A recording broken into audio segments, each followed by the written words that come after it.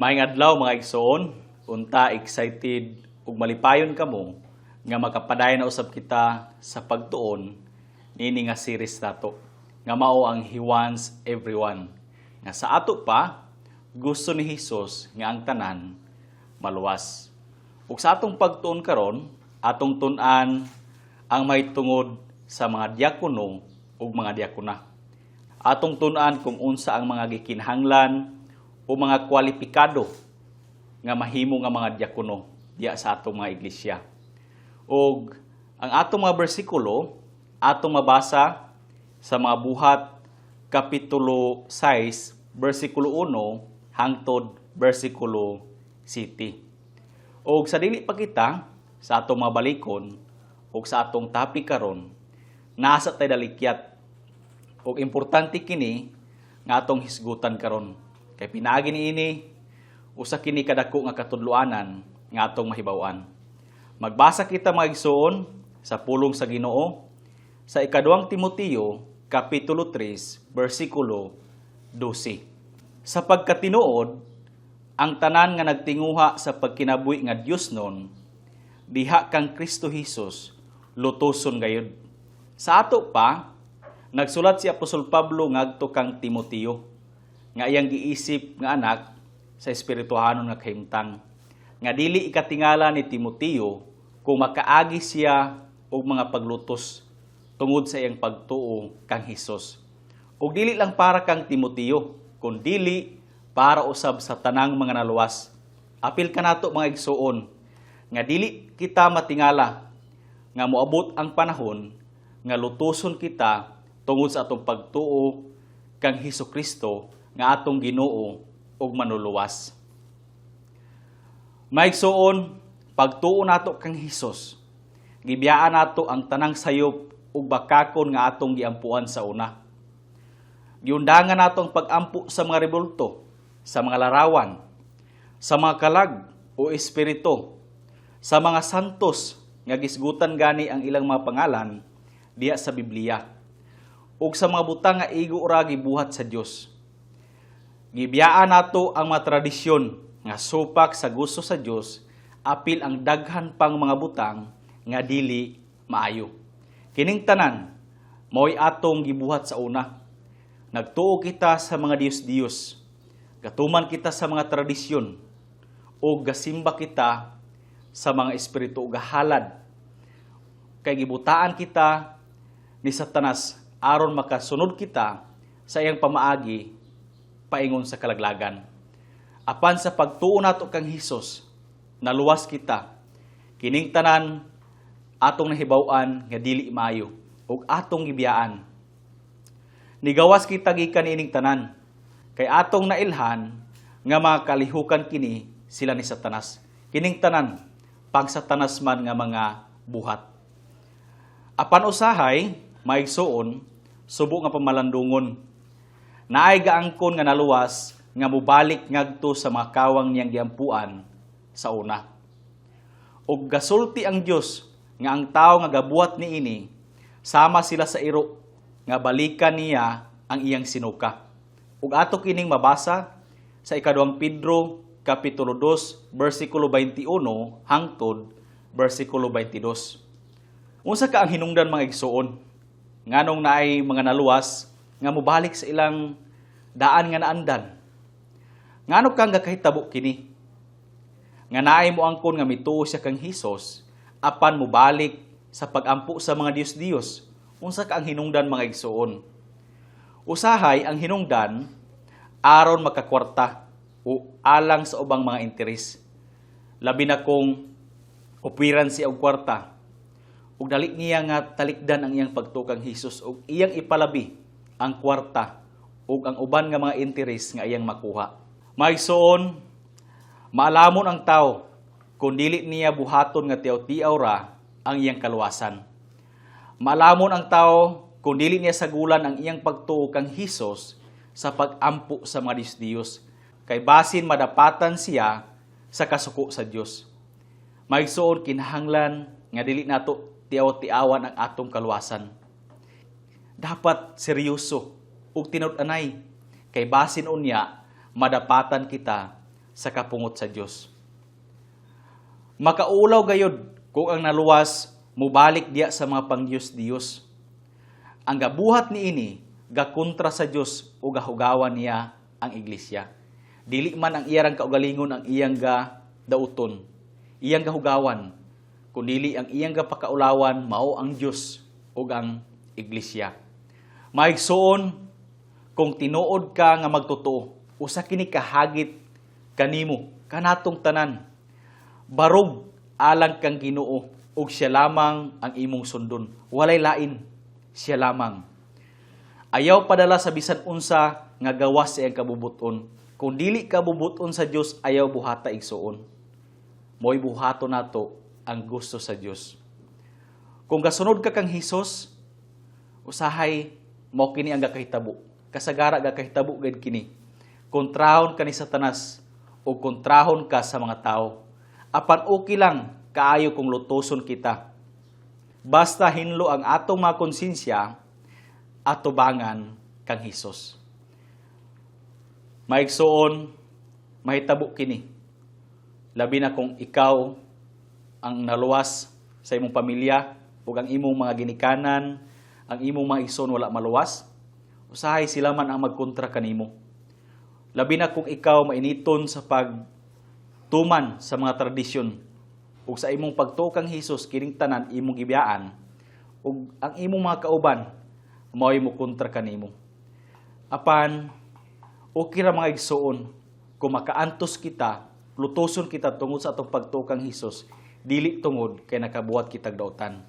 Mga igsoon, bisan kung naa kay kauban nga magtotoo nga mobalik sa iyang sinuka, ayaw gayud padala kaniya igsoon kay aduna kitay lamian nga pagkaon nga mao ang pulong sa Dios. Ug ang ato nang gisuka makadaot kanato kung atong balikan. Kung unsang atong ibiyaan, igsoon, kinahanglan nga dili na nato balikan ang atong barugan kung magpadayon kita sa atong pagtuo kang Ginoong Hesukristo. Ug karon, dinhi na kita sa atong balikon sa nato ang atong nahibaw-an sa miaging episode sa mga buhat. Nahibaw-an nato nga ang iglesia sa Jerusalem mitubo pag-ayo ug kahibulungan ang gapangbuhaton sa Dios pinaagi kanila. Nagsugod ang iglesia sa pag-agi sa daghang mapagsulay kay galutoson sila sa mga pangulo sa mga Hudiyo. Ug naapoy mga igsuon nga wala mosunod sa kabubuton sa Dios ug ang ilang mga sala nakahatag og mga pagsulay sa iglesia. Dili ba ato nang nahibaw-an ang may tungod kang Ananias ug kang Safira nga nagpasulod og korupsyon diya sa iglesia. Ilang gihugawan ang maayong dungog sa pagtinabangay sa mga magtotoo sa Jerusalem. Ug namakak-gani sila. O pinaagi silang pagpamakak, si Ananias gipatay sa Dios ug ang iyang asawa nga si Safira. Kay dili gusto ang Dios og sala. Maigsoon natong nahibaw-an nga nasina ang mga pangulo sa mga Hudiyo sa mga apostolis. Tungod kay ilang kakakita nga daghan na ang mituo gikan silang mga sakop sa gisangyaw sa mga apostolis. Gani atong nang nahibaw-an nga katulor na dagpa ang mga apostolis sulod sa unang 5 ka kapitulo sa mga buhat. Ug ato ganing mabasa ang unang pagdakop kanila sa mga buhat kapitulo 4 bersikulo 3. Ug ang ikaduha sa kapitulo 5 bersikulo 18. Ug ang ikatulo sa bersikulo 26. Ug sa ikatulong pagdakop kanila gipasakitan sila pag-ayo kay gilatos silang tanan. Ang tanang mga apostolis, ang 12 ka buok. Apan bisan kung gilatos ang mga apostolis, wala gayud sila mosurindir ug wala sila magpa-discourage. Apan nalipay hinuon sila nga nakaanto sila alang kang Hesus. Bisan kung nagkadugo ang ilang mga likod tungod sa mga bunal nga nakadapat sa ilang lawas, wala sila magluya, kundili nagmadasigon hinuon sila ug gikalipay nila nga nakaanto sila tungod kang Hesus. Gidawat lang nila ang pagpakaula kanila ug wala sila magdumot sa mga pangulo sa mga Hudiyo. Bulahan gid kita mga igsuon kung makaantos kita alang sa atong manuluwas. Kung makaagi kita mga igsuon og mga pagantos, mga paglutos, dili nato ika-discourage, kundi atong ikalipay, kay bulahan kita kung makasinati sa mga pag-antos nga nagian sa atong manluluwas. Bulahan kita kung makaantos kita tungod sa atong pagtuo. Ug karon, mupadayon kita sa pagtuon sa mga buhat para mahibalo kita unsay sunod nga nahitabo sa iglesia sa Jerusalem. Ug karon, ato nang mahisgutan ang may tungod sa mga diakono. Pinaagi sa atong pagbasa sa mga buhat kapitulo 6, versikulo 1 hangtod versikulo 7. Niadtong mga adlaw, sa nag-anam na kadaghan ang mga tinun-an, ang mga Hudiyo nga Griego ug sinultihan nagbagulbol batok sa mga Hudiyo nga lumad. Tungod kay ang ilang mga byuda napasagdan man sa matag adlawng pagpangapod-apod.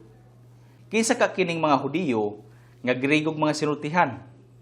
Dili ba mga igsoon ato nang nahibaw-an sa pipila na nga atong mga pagtuon nga daghan ang mipauli sa Jerusalem nga nagikan sa lain-lain nga mga nasod nga ilang nalangyawan.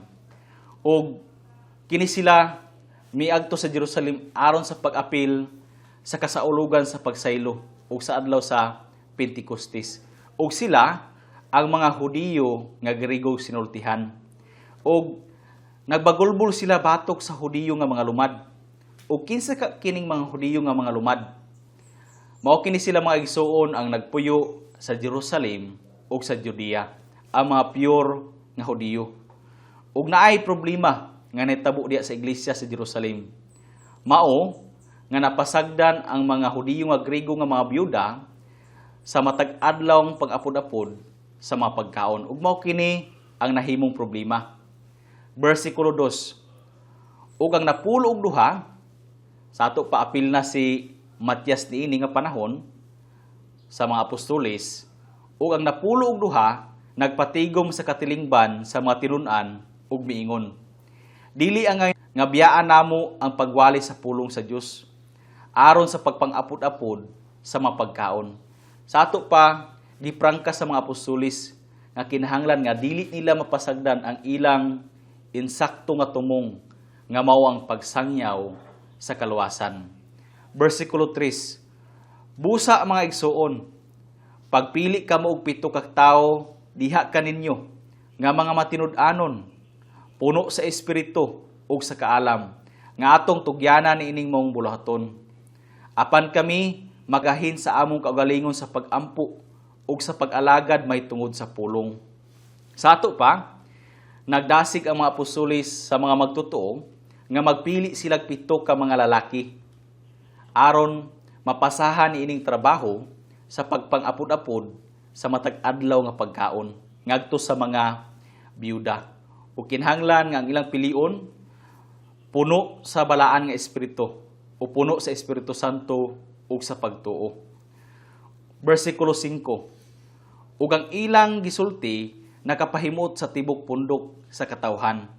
Ug ilang gipili si Esteban, usa ka tawo nga puno sa pagtuo ug sa Espiritu Santo. Sa ato pa, gipili nila si Esteban kay mo'y nagpatigbabaw sa iyang kinabuhi ang iyang dakong pagtuo ug gagiyahan siya sa Espiritu Santo. Mao ang ilang gipili si Esteban. Ug naapay uban, ug si Felipe, si Procuro, si Nicanor, si Timon, si Parmenas ug si Nicolas, nga usa ka kinabig nga taga Antioquia. Gipaatubang sila sa mga apostoles ug human makaampo, gipandungan sila nila sa ilang mga kamot. Ug ang pulong sa Dios mikaylap ug ang gidaghanon sa mga tinun-an sa Jerusalem mitubo pag-ayo ug daghan kaayo sa mga pari ang nagmatinud-anon sa pagtuo. Sa ato pa, pinagi silang pagbuhat niini, daghan pa ang nahimong naluwas. Gani daghan sa mga pari ang naluwas. O kadaghanan sa mga pari, gikan sila sa grupo sa mga iskriba, nga gakontra gani sa mga apostoles o gasupak sa mga milagro nga gibuhat nila o gakontra sila sa ngalan ni Hesus. Apan karon, daghan kanila ang nagmatinud-anon nga mituo kang Hesus ug naluwas. Sa ato pa magsuon, Naay nahitabo nga problema, taliwala sa mga Hudiyo nga Grigo ug sinultihan, ug sa mga Hudiyo nga lumad. Kinsa ka kining mga Hudiyo nga Grigo ug sinultihan? Naibalo na kita nga sa adlaw sa Pentecostes, nakadungog ang mga Hudiyo sa wali ni Pedro sa matag pinulungan sa mga nasod nga ilang naabrodan. O kining mga Hudiyo nga nagpuyo sa abroad, nakabisita sa Jerusalem para sa pag-apil sa kasaulugan sa pagsaylo. O kini sila ang ginganlan og mga Hudiyo nga Grigo. Ug unya, naay mga Hudiyo nga lumad nga mao ang lumulupyo sa Jerusalem ug sa Judea. Sa ato pa, naay duha ka klase nga Hudiyo. Ang Hudiyo nga Grigo, sa ato pa mix, ug ang Hudiyo nga lumad nga mao ang pure nga mga Hudiyo. Ug dinhi sa mga buhat kapitulo 6, sumala sa atong nabasa, naay nahitabo nga problema nga nakaapekto sa iglesia. Ug may tungod kini sa mga biyuda nga babae.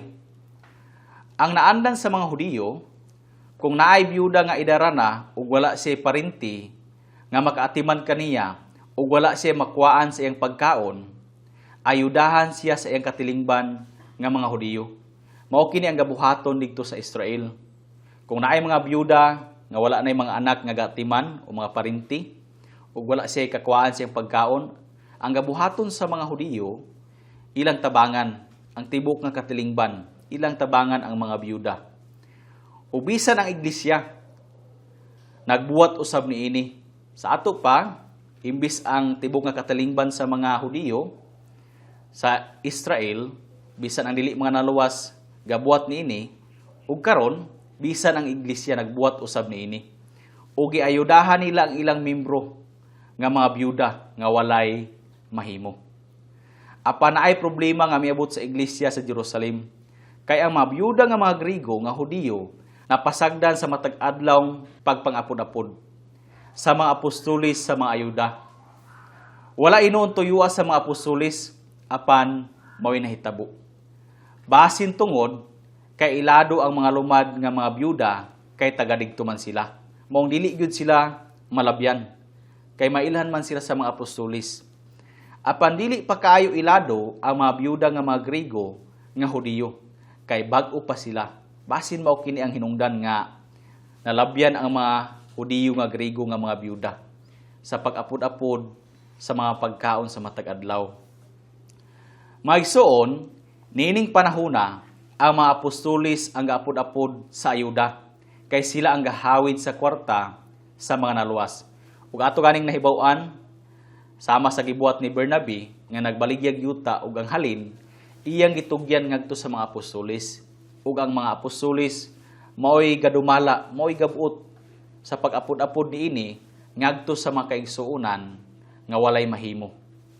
Busa ilalom sa giya sa Dios, nakadesisyon ang mga apostolis nga kinahanglan magpili ang katilingban sa mga tinun-an og 7 ka tawo nga tugyanan sa bulaton sa pagpang-apod-apod sa mga pagkaon para sila nga mga apostolis makagahin silang kaugalingon sa pag-ampo ug sa pag-alagad may tungod sa pulong sa Dios para mabuhat nila ang ilang misyon, ang ilang insakto nga tuyo nga mao ang pag-ampo ug ang pagsangyaw sa kaluwasan. Ug giingnan sa mga apostolis ang manaluwas nga ang ilang pilion nga 7 ka tawo kinahanglan nga mga namatud-an, kinahanglan nga tinuod nga naluwas, puno sa espiritu ug sa kaalam. Sa ato pa, kining 7 kinahanglan nga klaro ang ilang pagkakasaligan ug klaro ang ilang pagtuo dili balingbing ug pagsunod sa giya sa Espiritu Santo o kinahanglan nga mga maalamon sila. Kung puno sila sa balaan nga espiritu ug sa kaalam, gagiyahan man sila sa Espiritu Santo para mabuhat yun nila ang ilang mga trabaho. O kining plano, nakapahimuot sa tibok pundok sa mga magtotoo. O ilang ipili si Esteban, si Felipe, si Procuro, si Nicanor, si Timon, si Parminas, o si Nicolas. Ug halos silang tanan kining 7 mga Grigo nga Hudiyo. Busa siguro nga maatiman nila ang mga Grigo nga mga byuda kay makailaman sila kanila. O pinaagi niini mahimong masulbad ang nahimong problema sa mga magtutuo sa Jerusalem. Ug ang ibuhat sa mga apostoles, miatras sila gikan sa pag-atiman sa pisikal nga mga butang sa mga naluwas. Kay nakita man nila nga makasagabal kini sa ilang pag-focus sa insakto nila nga trabaho, nga mao ang pag-ampo ug ang pag-alagad pinaagi sa pagtudlo ug pagpakaylap sa pulong sa Ginoo. Mao kini ang ilang misyon nga gisugo ni Hesus kanila, nga kinahanglan magsangyaw sila ngadto sa tanan nga mga tao. Dili lang sa mga Hudiyo, kundi apil sa tanan mga kahintilan. Kining pagpili sa 7 ka tawo ang tumong. Aron sila ang piyalan sa mga kwarta ug mga butang sa mga magtutuo. Ug mao'y sinugdanan nga naay mga alagad sa iglesia. Mao kini ang permiro nga record nga nagsugod nga naay mga diakono o mga alagad diya sa matag iglesia. Sa atong mga kasimbahanan, dinhi man nagsugod sa mga buhat. Ang usa nga gitawag sa mga alagad sa iglesia, diakono. Ug espesyal sila nga grupo diya sa mga iglesia, mga babae ug mga lalaki. Sa ato pa dili lang mga lalaki, apil usab ang mga babae. Nga gipialan sa pag-atiman sa kwarta sa iglesia, usa nila ka trabaho, mga pagkaon, mga butang ug galamiton sa mga magtutuo, ug sa pag-alagad sa tibok iglesia. Dako ang ilang katungod. Maigsuon, kung ikaw usa ka alagad diya sa iglesia, ikaw usa ka diakono o diakona, ayaw huna-hunaa nga ikaw tigsilig ra diya sa simbahan o tighinlo sa CR. Ayaw huna-hunaa nga ubos ang imong katungod. Kay tubangan sa Ginoo, dako kini nga trabaho nga gisalig niya kaninyo sa tanang mga alagad sa iglesia. Dili man gamay nga trabaho. Ang mga maguwali ug ang mga alagad o mga diakono sama ra man at tubangan sa Ginoo. Ang gatudlo sa mga bata, ang gadasig, ang tanan nga naay bahin diya sa iglesia at tubangan sa Ginoo, pantay man ug walay labaw. Gani mingon ang Ginoo nga ang mga diakono ug diakona o mga alagad nga maayong mag-alagad sa iglesia, ang amahan mo'y magpasidungog kaniya. Ug anaa sila'y mapaabot nga premyo gikan kaniya. Kinanglanon kaayo ang mga alagad diha sa matag usa ka iglesia. Ug importante kay sila nga mga tawo diha sa iglesia. Pananglitan, kung walay gapanilhig diha sa atong simbahan sa matag usa ka iglesia, usay mahitabo, hugaw. Kung walay gahinlo sa CR, siguro gyud nga baho. Maong maigsuon ang atong mga diakono, ang atong mga diakona, importante sila nga mga tao diya sa iglesia. O dili nato ipakaubos ang ilang katungod. Paglabay sa pila ka mga katuigan, gikan ini nga panahon sa iglesia sa Jerusalem, gipalawom o gipaklaro sa Dios kung unsa ang mga hiyas ang kinahanglanon sa usa ka igsuon aron mahimo siya nga alagad o diakono o diakona. Ug ato kining basahon nga tudlo sa pulong sa Ginoo kung unsa nga mga kinaiya, unsa nga mga kwalipikado nga kinahanglan makita diha sa usa ka diakono o diakona. Atong basahon ang unang Timoteo kapitulo 3 bersikulo 8 hangtod bersikulo 13. Ang mga alagad usab sa iglesia kinahanglan magmaligdong. Sa ato pa dili madali-dalion. Kabalo mo paabot, kabalo mo antos, ug naay baruganan. Matinud-anon, dili tig-inom og daghang bino. Dili hakog sa salawayong pagpanapi, kay ang usa nila ka trabaho mao ang paggunit ug pag-atiman sa kwarta diya sa iglesia. Kinahanglan nga ang iyang pagpanapi dili gikan sa tikas o limbo nga pamaagi. Bersikulo 9. Kinahanglan nga magbaton sila sa misteryo sa pagtuo uban sa hinlo nga tanglag. Kinahanglan nga tinuod ang ilang pagtuo. ug alagad sila nga matinud-anon nga walay interes. O kinahanglan usab nga mapamatud-an una sila, unya kung walay kasaway kanila, paalagara sila. Ang mga babae usab kinahanglan magmaligdong. Dili tigpanawot og dungog sa uban, kun dili mapinugnanon sa kaugalingon. O kasaligan sa tanang mga butang, kay dili ra usa ang ilang trabaho, daghan man ang ilang trabaho diya sa iglesia. Ang mga alagad sa iglesia kinahanglan nga tagsa lamang ang asawa, dili duha. Ug maayong modumala sa iyang mga anak ug sa ilang mga panimalay. Kinahanglan nga makapatuo niya ang iyang mga anak, dili siya andir sa iyang asawa. Kay kung dili siya makadumala sa iyang pamilya, unsa pa lang ang trabaho diya sa iglesia. Kay sila nga maayong mga lagad, makabaton og maayong kahimtang alang sa ilang kaugalingon ug dakong pagsalig diya sa pagtuo nga anaa kang Kristo Jesus. Sa ato pa, dito sa Jerusalem, sa bag-o panatawong iglesia, tulo lang kahiyas ang gitudlo sa mga apostoles nga pangitaon diya sa mga diakono o alagad.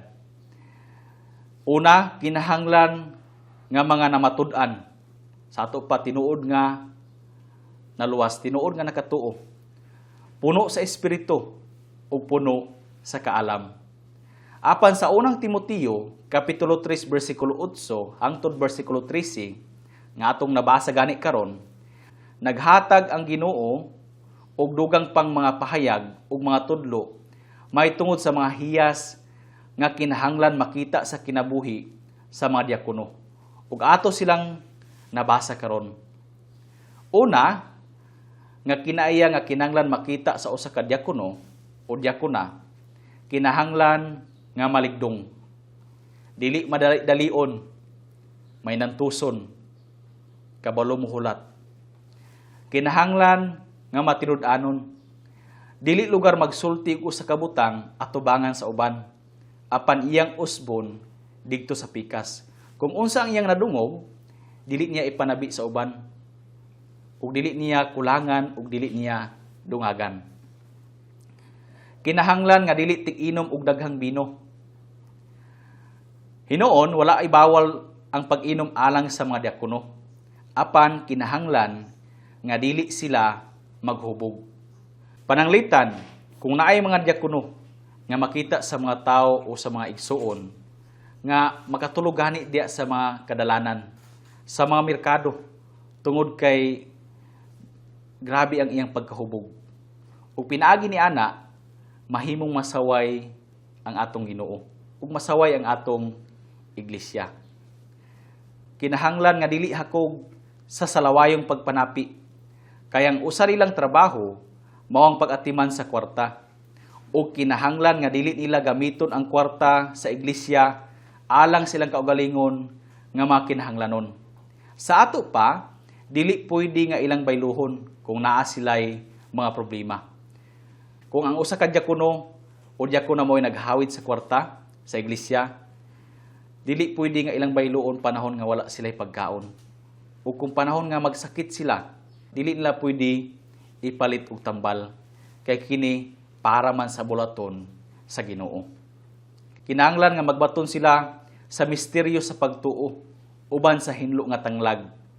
Sa ato pa, kinahanglan nga tinuod siya nga magtutuo ug kinabuhi subay sa tudlo sa Ginoo.